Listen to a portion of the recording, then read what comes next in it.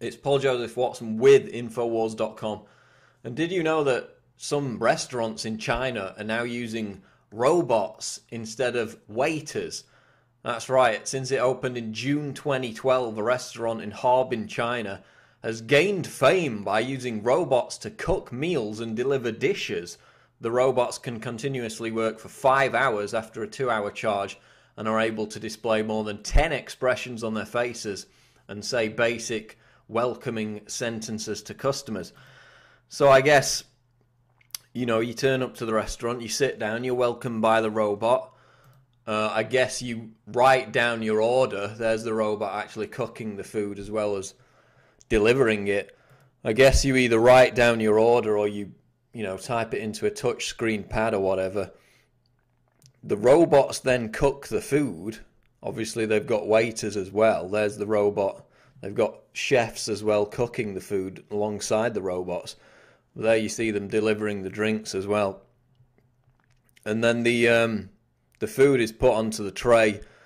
The robots have all these track pads going all the way around the restaurant to the different tables, and they deliver the dishes to the customers when it's ready. Also, there's a shot of one of the robots actually cooking the food. So, there's the trackpad again. All these fears about, robots replacing manufacturing jobs. Forget about it. That's done. That's already well on its way to completion. Now we're talking about robots replacing jobs in the service industry, which, of course, in the West, in the developed world, we're told are the only real jobs that are going to exist in the future.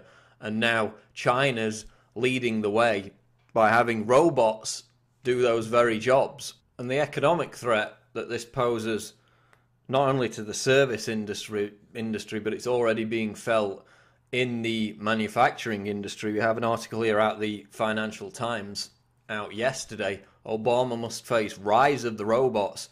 Technology will leave a large chunk of the US labor force in the lurch.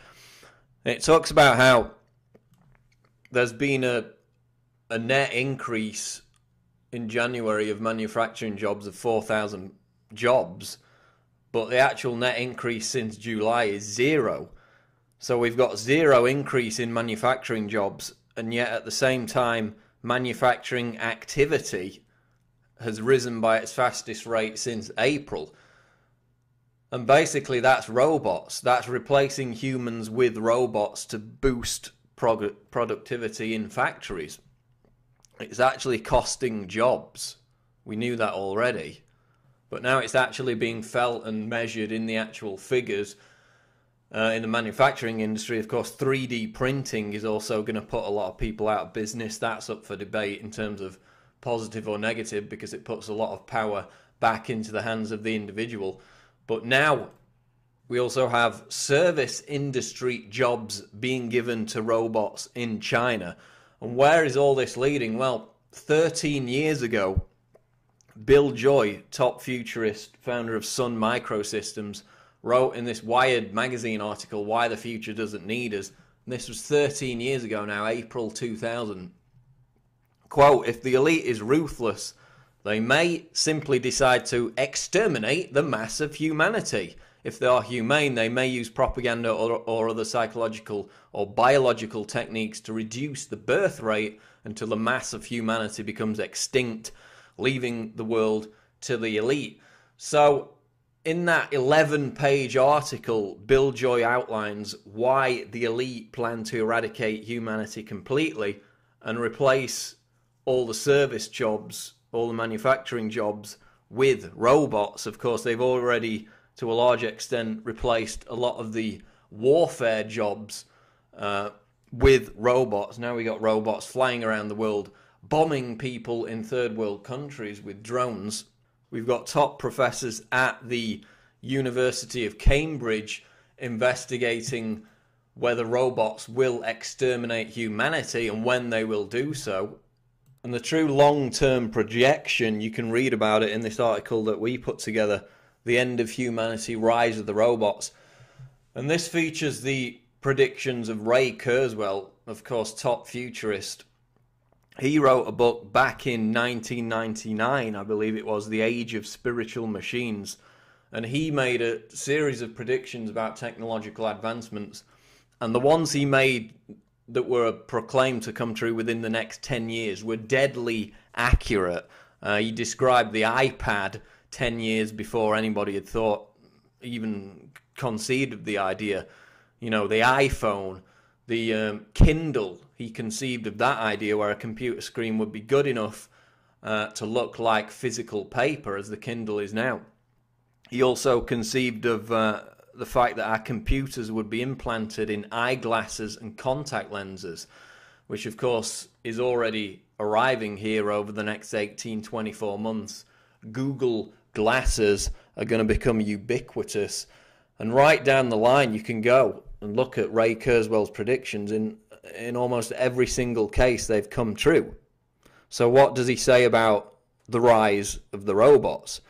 Well, he says that the decades beyond 2019 will be characterized by the problem of growing, quote, human underclass that is not productively engaged in the economy.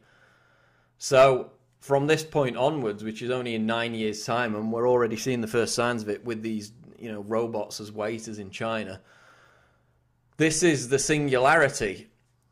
And ultimately, Ray Kurzweil, the top futurist, sees the elite using robots basically to exterminate humanity, and will become completely useless. His quote is, quote, "There is almost no human employment in production, agriculture and transportation." And that's from 2029 onwards. So in less than 20 years, Ray Kurzweil, who predicted everything else that's happened over the last decade and a half, says that there's basically no human employment in production, agriculture and transportation. And we're already seeing in the service industry robots replacing humans. And of course, Kurzweil's final prediction by 2099 is that the entire planet is run by this artificially intelligent Skynet-style system, which is smarter than the entire human race combined. At which point, of course, the logical thing for the robots to do will be to exterminate us for their own convenience, and that's what virtually every top futurist has predicted. So we're just going to finish off here with FT Alphaville's Cardiff Garcia and Isabella Kaminska discussing how technology is making jobs obsolete. It's no longer just manufacturing or factory jobs. It's now that technology is replacing even jobs that require a very heavy cognitive load, people that were well trained, well educated, that sort of thing. So what are some examples of this kind of thing happening? Exactly. So it's not just like what happened with the Luddites and the mechanical jobs.